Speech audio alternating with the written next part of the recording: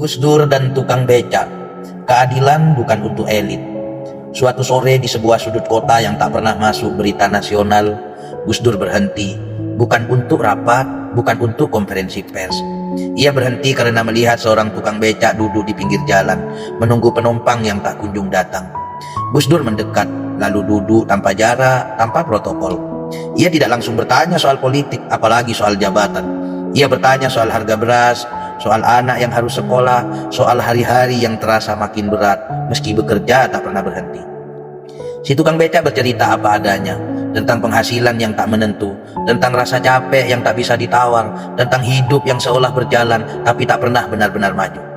Gus Dur mendengarkan, tidak memotong, tidak menggurui. Ia mendengarkan seolah-olah cerita itu adalah cerita paling penting di hari itu. Lalu dengan suara pelan, bukan suara seorang presiden, tapi suara seorang manusia, Gus Dur berkata, "Kalau negara ini tidak bisa menghadirkan keadilan bagi orang-orang seperti panjenengan, maka yang gagal itu bukan rakyatnya, yang gagal itu adalah negaranya." Kalimat itu tidak dicatat wartawan, tidak dijadikan slogan, tidak masuk pula pada baliho. Tapi disitulah letak kebesaran Gus Dur. Bagi Gus Dur, keadilan bukan milik mereka yang duduk di kursi empuk. Keadilan bukan hadiah bagi yang dekat dengan kekuasaan.